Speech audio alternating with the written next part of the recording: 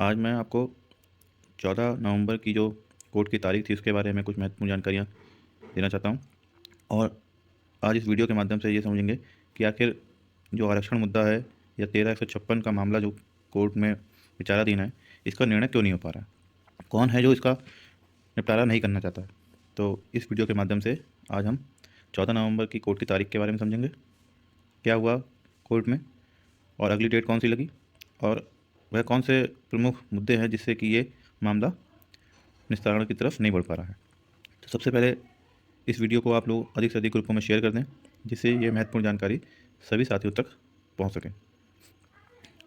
तो अपना मामला 13/156 14 नवंबर को बेंच नंबर 28 कार्रवाई से जैसे ही जज साहब आए, जज साहब ने सिर्फ एक ही प्रश्न पूछा, वो भी सरकारी एडवोकेट से, कि जितनी भी इसमें पिटीशन है उनको कैटेगराइज कर लिया गया है, उनको अलग अलग कर लिया गया है? तो सरकारी अधिवक्ता ने कहा जी साहब। तो जज साहब ने समझा कि जितनी भी पिटीशन है उनको कैटेगराइज कर लिया गया है, और समय करीब 4:30 हो चुका था, क्योंकि 4:15 बजे खुद जज साहब बैठे हुए थे, आए थे उस समय। तो जज साहब ने अगली तारीख देने का फैसला किया और कहा कि इस तारीख से हम लगातार सुनेंगे। ठीक है, तो अगली तारीख अब 23 नवंबर को है। 3 बजे से ये मैटर सुना जाएगा। 3 बजे का मतलब है 3:15 3:30 के आसपास से। कितना सुना जाएगा ये अभी नहीं कहा जा सकता, क्योंकि बहुत सारे जज साहब ने यही कहा था कि हम कंटिन्यू सुनेंगे, और धीरे धीरे उनका बेंचों से निस्तारण हो गया और उनका जो बेंच है इलाहाबाद में शिफ्ट हो गई। किसी को किसी दूसरे बेंच में लगा दिया गया, किसी को दूसरे मेट्रो में लगा दिया गया। कुल मिला के ये 13/156 जो मामला है, ये निस्तारण होने की तरफ बढ़ता नहीं दिख रहा है। ठीक है, तो कुल मिला के जो 14 नवंबर को जो डेट लगी थी, उसकी अगली डेट अब 23 नवंबर 3 बजे से सुना जाएगा। और जो लोग या जो टीमें कह रहे हैं कि हमारे अधिवक्ता थे, हमारे अधिवक्ता थे, इसमें अधिवक्ता की जरूरत ही नहीं पड़ी, क्योंकि जज साहब ने आते ही से यही पूछा सरकारी अधिवक्ता से, जो सरकारी अधिवक्ता रणविजय सिंह हैं और उनको असिस्ट कर रहे हैं भसीन साहब। ठीक है, उन्होंने सिर्फ यही कहा कि जो पिटीशन इनको कैटेगराइज कर लिया गया है। किसने क्या बोला? मेरे साथ सारे अधिवक्ता, हर टीम के अधिवक्ता वहाँ पे मौजूद थे। सभी टीमें अपनी तैयारी में थी और सभी टीमें चाहती है कि अब इस मामले का भी निस्तारण हो जाए, जो भी निस्तारण बनता है इसका निस्तारण किया जाए। ठीक है, तो तारीख तो 23 नवंबर की लग चुकी है, लेकिन ये मामला निपट क्यों नहीं रहा है? बहुत सारे जज साहब आए, राजेंद्र भाई साहब, रजनीश चौहान, इरशाद अली साहब, फिर पंकज भाटिया जी की स्पेशल बेंच लगाई गई, और अब प्रकाश शुक्ला जी की बेंच। सभी लोग मामले को टालते आ रहे हैं। सभी को पता है इस मामले में क्या है, क्यों इस मैटर में हाथ नहीं डाल रहे हैं, आखिर है क्या इस मुद्दे में, जो कोई भी जज इस मुद्दे को सुनने को तैयार नहीं है। जहाँ सुनता है, जहाँ लगता है कि हाँ इसका निस्तारण होने वाला है, उसकी बेंच बदल दी जाती है, उसको इलाहाबाद के रोस्टर में डाल दिया जाता है। तो आखिर ये क्या चल क्या रहा है? आखिर ये मुद्दा है क्या? क्यों इतना गंभीर मुद्दा बना हुआ है और क्यों निस्तारण की तरफ ये नहीं बढ़ रहा है? ठीक है, तो इसको थोड़ा समझेंगे। वैसे अब तारीख 23 नवंबर की है, सभी टीमों की अपनी अपनी पूरी तैयारी है, जितने भी अधिवक्ताओं के पैनल हैं सब तैयार हैं। तो अब देखते हैं कि आखिर ये मुद्दा क्या है, क्यों निपट नहीं रहा है। मैंने इसके लिए इससे पहले भी आपको एक वीडियो के माध्यम से बताया था कि आखिर 13/156 मामला है क्या। ठीक है, आई बटन में आप क्लिक करिएगा, वहाँ पे आपको इसका वीडियो मिल जाएगा, और डिस्क्रिप्शन बॉक्स में भी मेरा जो पिछला वीडियो है उसके लिंक डिस्क्रिप्शन बॉक्स में, वहाँ पर भी जाके आप देख सकते हैं कि आखिर 13/156 मामला है क्या, क्यों निपट नहीं रहा है। ठीक है, और ये खेल लगातार तारीख पर तारीख का खेल चलता चला जा रहा है कि आज 14 तारीख, फिर 23 तारीख SC कैटेगरी। ठीक है, तो उसमें लिखा हुआ है कि OBC को 3.8% आरक्षण दिया गया और SC को 16.62% आरक्षण दिया गया। जब आरक्षण 27% मिलना चाहिए था, तो OBC को मिला 3%। इसका मतलब 15% आरक्षण का घोटाला तो यहीं हो गया। और SC में 21% मिलना चाहिए था, तो वहाँ मिला 16% लगभग, तो 5% वहाँ हो गया घोटाला। तो ये घोटाला कोई छोटा नहीं है कि 1000 सीटें हैं कि 2000 सीटें हैं कि साहब एडजस्ट कर लेंगे हम कहीं ना कहीं। ये घोटाला बहुत बड़ा सीटों का है, इसीलिए, और वो भी रिजर्वेशन का घोटाला है, जबकि शिक्षक भर्ती 69,000 शिक्षक भर्ती लगभग लगभग 99% पूरी हो चुकी है। हाँ, अगर यही जो स्कैम है या हम कहें घोटाला 1500 सीटों का होता, तो सरकार अब तक पिटीशन एकोमोडेशन करके इसको कहीं ना कहीं निस्तारण कर देती। लेकिन ये घोटाला कोई छोटा मोटा घोटाला नहीं है, और इसलिए ये मामला थोड़ा पेचीदा होता जा रहा है। ठीक है, और यहाँ पे सरकार ने खुद ही माना है कि 69,000 assistant teacher the cut off marks for unreserved category is 67.11, for other work class category 66.73 and schedule caste is 61। तो सरकार ने यहाँ खुद डिक्लेयर कर दिया अपने एफिडेविट में कि जनरल की कट ऑफ 67.11 थी, अदर वर्क क्लास की OBC की 66.73 थी। ठीक है, तो यहाँ पे 0.4 का जो डिफरेंस आ रहा है, जिस पे सरकार कह रही है कि हमने 27% आरक्षण पूरा कर दिया है, यही एक मामला है जिसमें निस्तारण नहीं हो पा रहा है। जो पिछले ऑर्डर में रजनी सिंह चौहान जी की बेंच में जो लिखा है 27% की जगह 3.86% दिया गया है, वो इसी कट ऑफ के ब्याह पे लिखा हुआ है। मतलब 67.11 के नीचे 27% देना चाहिए था, जो कि 3.8% मिला है। ठीक है, मेरे हिसाब से ये चीज़ आपको क्लियर है।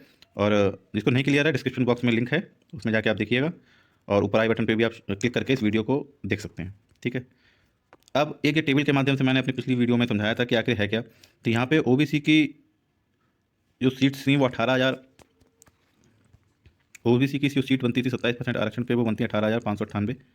और ओबीसी के जो कैंडिडेट हैं जिनका गुणांक जनरल के सेंस में अनरिजर्व कैटेगरी में आ रहा था, वो था 28,978। 28,978 ओबीसी के छात्र ऐसे थे कैटेगरी के लिए गए हैं। 15,000 वो कैंडिडेट आ गए जो कि अनरिजर्व में जाने चाहिए थे। तो कुल मिला के अगर हम यहाँ देख पा रहे हैं इस वाले कॉलम में कि आखिर है क्या, तो 15,000 कैंडिडेट ओबीसी के अनरिजर्व में जाने चाहिए थे, कैटेगरी में उनको शामिल कर लिया गया। एससी के 2989 कैंडिडेट अनरिजर्व में जाने चाहिए थे, उनको एससी कैटेगरी में शामिल कर दिया है। और एसटी की हम बात नहीं करें क्योंकि अधिकतम छात्र उसमें चयनित हो चुके हैं। तो मिला के ये करीब 17,000 सीटों का यहाँ पे उलटफेर दिख रहा है। ठीक है, तो 17 उनको सरकार बाहर नहीं कर रही है, और जो इसके एवज में ओबीसी एससी के कैंडिडेट को लेना था उनकी लिस्ट निकाल दी है। ठीक है, तो अब जो 6800 में चयनित छात्र हैं वो चाहते हैं हमारा 6800 में की जो लिस्ट जारी करी है सरकार ने, उसमें हमारा सिलेक्शन हो जाए, 6800 जनरल को निकाले चाहे ना निकालें। मैं आप लोग सभी से एक बात स्पष्ट रूप से कह देना चाहता हूँ कि जब तक सरकार 6800 जनरल को बाहर नहीं करेगी, तब तक 6800 की लिस्ट से किसी को भी नियुक्ति नहीं मिलने जा रही है।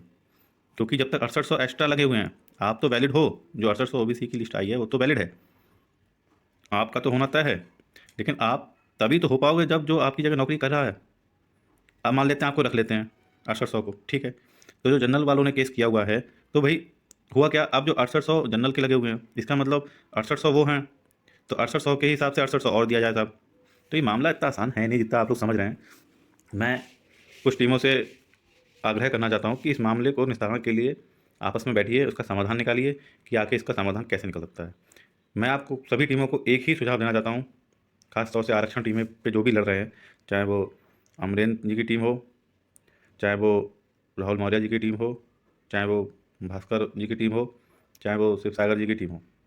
ठीक है, इन सभी से मैं कहना चाहता हूँ, सरकार को आप पकड़िए, सरकार से आप दबाव बनाइए कि सरकार जो 6800 को एक्स्ट्रा लगा चुकी है उनको बाहर करे, अन्यथा हमें एकोमोडेट किया जाए, चाहे वो 6800 लिस्ट के साथी हों, चाहे वो कोर्ट में लड़ रहे साथी हों।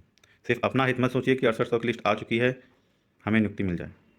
आप सभी लोगों को नियुक्ति तभी मिल पाएगी जब इनवैलिड 6800 जनरल कैंडिडेट इस सिलेक्शन प्रोसीजर से बाहर किए जाएंगे, तभी 6800 को ओबीसी एससी छात्रों की जो लिस्ट है उसके हिसाब से उन्हें रखा जाएगा।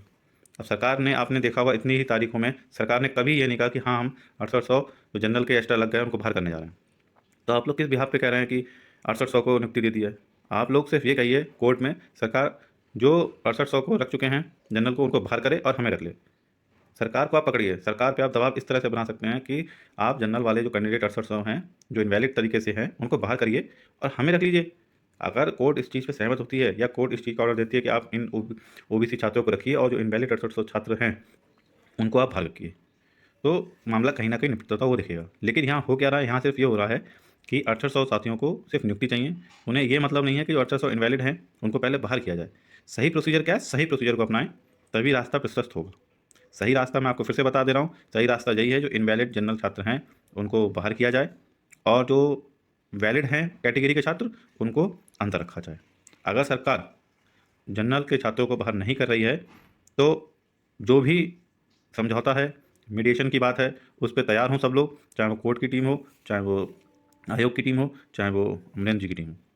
ठीक है, चाहे उसमें आप कह सकते हैं कि अगर सरकार 6800 को बाहर नहीं कर रही है तो 6800 को रखें, साथ में पिटीशन एकोमोडेशन की भी बात की जाए, तभी ये मामला निस्तारण होगा। और ये मामला तभी निस्तारण होगा जब आप लोग सरकार को पकड़ेंगे। पकड़ेंगे मतलब सरकार के ऊपर दबाव बनाएंगे कि जो इनवैलिड लोग हैं उनको बाहर किया जाए। ठीक है, अब इनवैलिड पकड़ा कैसे जाएगा? इनवैलिड पकड़ने के लिए सरकार ने खुद ही एक रास्ता निकाल दिया है कि कितने लोग इनवैलिड हैं।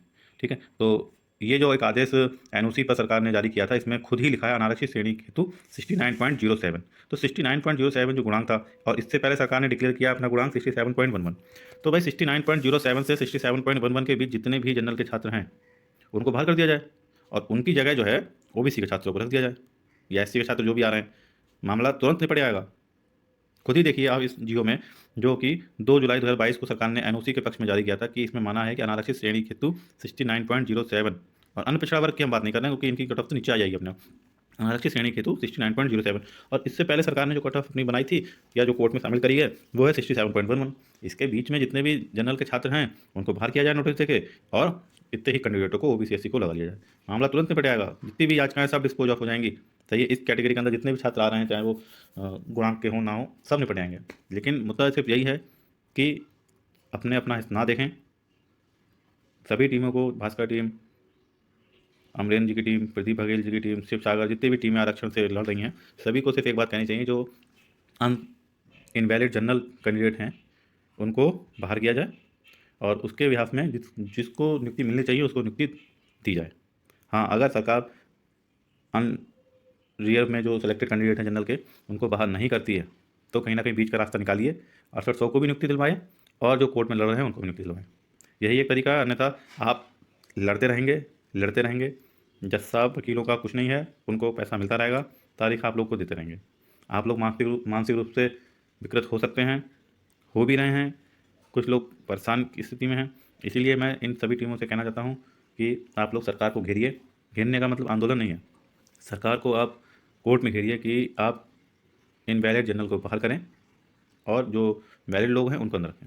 जब तक आप सिर्फ अपना हित सोचते रहेंगे कि हमें मिल जाए 6800 को, बाकी किसी को निकाला जाए ना निकाला जाए, जैसे अमरिंदर भाई ने एक बार वीडियो में कहा था कि किसी को निकाले ना निकाले हमें उससे कोई मतलब नहीं है, हमें सिर्फ अपने 6800 से मतलब है, तो ये मामला नहीं निपटेगा। ये मामला तभी निपटेगा जब इनवैलिड लोगों को बाहर किया जाए, तभी 6800 की लिस्ट से नियुक्ति मिलेगी, अन्यथा नहीं मिलेगी। आप लोग किसी पे भी ये लिख के रख लीजिए।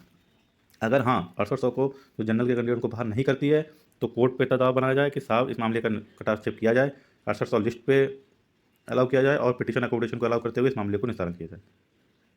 तो मैंने जहाँ तक आप लोग को बता दिया है, जिसको लग रहा है कि ये घोटाला कितना है क्या नहीं है, डिस्क्रिप्शन बॉक्स में इसका वीडियो है जिसको मैंने डिटेल में आप लोग को समझाया था। आप उस वीडियो पे क्लिक करके पूरी डिटेल से आप समझ सकते हैं क्या चीज़ है। तो फाइनली जो ये मामला है 13/156 वो इतना सीधा मामला नहीं है जो लोग समझ रहे हैं, ठीक है। तो अब तारीख जो है 23 नवंबर की लगी हुई है। 23 नवंबर की तारीख में क्या होता है ये तो आगे देखने वाली बातें होंगी, लेकिन मैं फिर से एक बार कहता हूँ, सरकार को आप घेरिए, सरकार पे आप इतना दबाव बनाइए कोर्ट में कि जो इनवैलिड लोग हैं उनको बाहर करिए और वैलिड लोगों को अंदर रखिए, तभी सरकार कुछ ना कुछ बीच में समझौते की बात कर पाएगी, अन्यथा नहीं कर पाएगी। और जो लोग बात कर रहे हैं कि आंदोलन करेंगे, कुछ नहीं होगा उन चीज़ों से। जो कुछ होना है कोर्ट से ही होगा। हाँ, आंदोलन करके बस सरकार पे आप ये दबाव बना सकते हैं कि तारीख जल्दी लग जाएगी, सुना जाएगा आपको, लेकिन होना वही है जो वैलिड है, लीगल है। लीगल क्या है यार, सभी टीमों को पता है, जब तक निकाला नहीं जाएगा तब तक रखा नहीं जाएगा, ठीक है। और जो लोग ये सोच रहे हैं कि हमें रख लिया जाए और किसी को निकाले ना निकालें, हमें उससे कोई मतलब नहीं है, तो ये मामला नहीं निपटेगा, लिख लीजिएगा आप कहीं भी। और इस वीडियो को अधिक से अधिक ग्रुपों में शेयर कर दीजिए।